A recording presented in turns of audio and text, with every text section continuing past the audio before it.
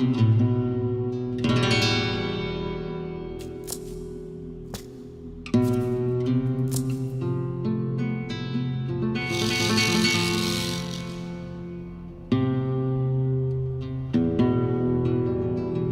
hyn yw'r dyfodol?